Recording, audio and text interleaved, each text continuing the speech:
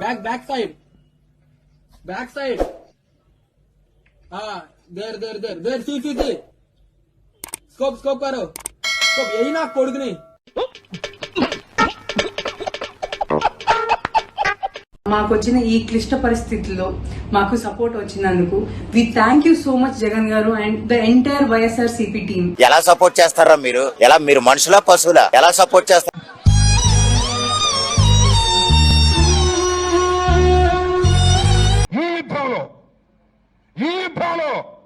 ఏంటి శుక్లాబాయ్ అరుస్తున్నానా? ఈ సమాజంలో, ఈ ఆధునిక సమాజంలో రావణుడే గెలుస్తాడు, గెలిపిస్తాం అని ధైర్యంగా ముందుకు వెళ్ళవలసినటువంటి బాధ్యత మన మీద ఉందని మనం చేస్తున్నాం. యూట్యూబర్ రావణ్ణి సమర్థించడము అంటే హిందువులని అవమానించినట్లే. The entire YSRCP team. This means a lot to us. Thank you so much. అటువంటి ఎదవను కూడా మీరు సపోర్ట్ చేస్తున్నారంటే మీరెంత ఎదవలో పెద్దగా నేను చెప్పనవసరంలా. సార్ ఎదవల్ని ఎదవ అంటే ఏ ఎదవ భరించలేడు సార్. ఎదవలు అసలు భరించలేరు సార్.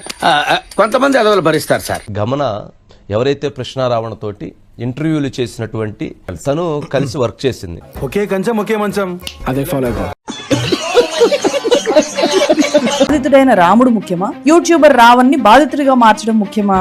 నేను చెప్పులతో కొట్టడం ముఖ్యమా, రాళ్లతో కొట్టడం ముఖ్యమా? ఆడు బాధితుడేంది?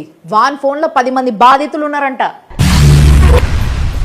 ఏమిటండి మీరు మాట్లాడేది? ఒక ఫేక్ క్యారెక్టర్ గాడిని బుక్ అయిపోయావరా? ఎలా? ఓ సైడ్ లుక్ వేసుకో.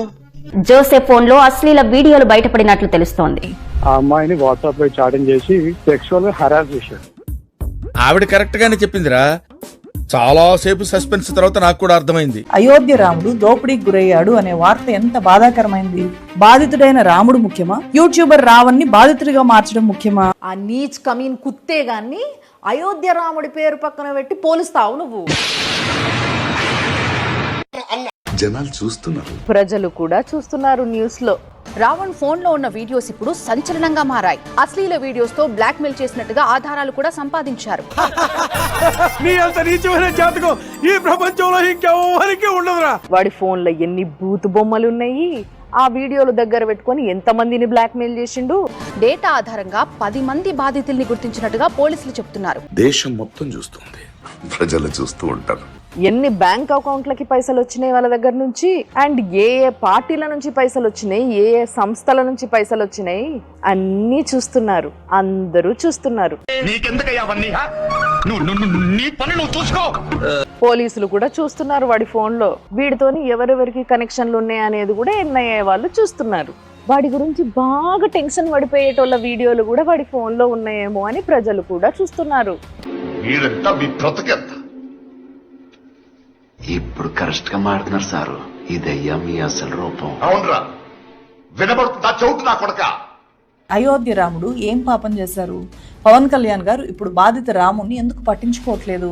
అక్కడి గవర్నమెంట్ సిట్ వేసింది. చెప్పిన టైం కన్నా ముందే 8 మందిని అరెస్ట్ చేసింది. ₹1 కోటి రికవరీ చేసింది. ఇలా ఆ అరెస్ట్ చేసిన 8 మందిలా 3 ఇళ్లని కూల్ చేసింది. బుల్డోజర్ పని చాలా గట్టిగా నడుస్తుంది. అది నాకు కనబడుతుంది.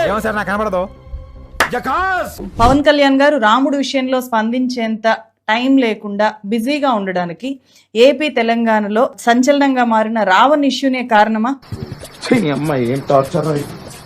చూడు ఎక్కడికి అసలు ఆ టాపిక్ కి దీనికి సంబంధం ఉందో అడుగుతున్నా. నాకు కూడా ఏం అర్థమైతలేదు సార్.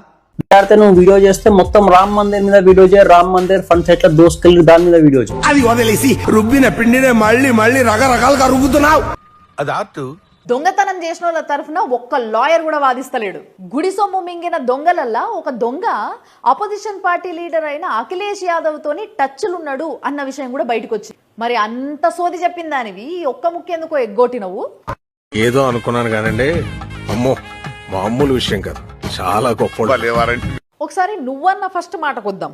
బాధితుడైన రాముడు ముఖ్యమా, యూట్యూబర్ రావణ్ణి బాధితుడిగా మార్చడం ముఖ్యమా? ఇట్లాంటి మాటలు మాట్లాడే ఆల్రెడీ వాడు ఊబిలిరుక్కున్నాడు. ఆడికి అలాగే అవ్వలేరా. చివరికి 5వ సారి ఇంక బెయిల్ రాకూడదు అని చెప్పి అత్యంత కఠినమైన ఉపా కేసు, రాజద్రోహం కేసు పెట్టారు. వాళ్ళకెళ్ళి బయటికి వస్తాడా రాడా కూడా తెలుస్తలేదు. వాడికి చెయ్యందియబోయి నువ్వు కూడా పోయి అదే ఊబిలిరుక్కుంటావేమో చూసుకో. ఊహిస్తేనే భయంకరంగా ఉంది. ఇప్పట్లో రావణ్ ఈ కేసులో బయటకు వచ్చే అవకాశం లేదు. ఇది క్లియర్ అయిపోయింది. నేను ఇలా బుక్ అయిపోతాను కల్లో కూడా అనుకోలేదు.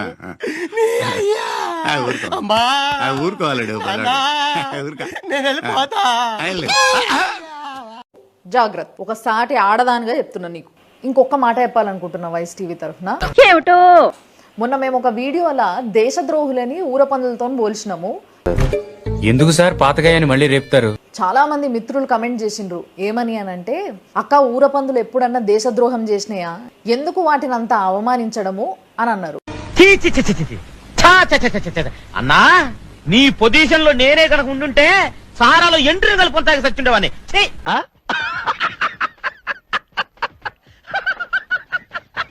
వాళ్ళు చెప్పిన తర్వాత నాకు కూడా నిజమే అనిపించింది. దేశద్రోహుల్ని పందులతో పోలవడం చాలా తప్పు అని. అందుకోసమే ఊరపందులన్నిటికీ కూడా చాలా సారీ. నేను మరీ అంత ఎదవలా కనపడుతున్నారా?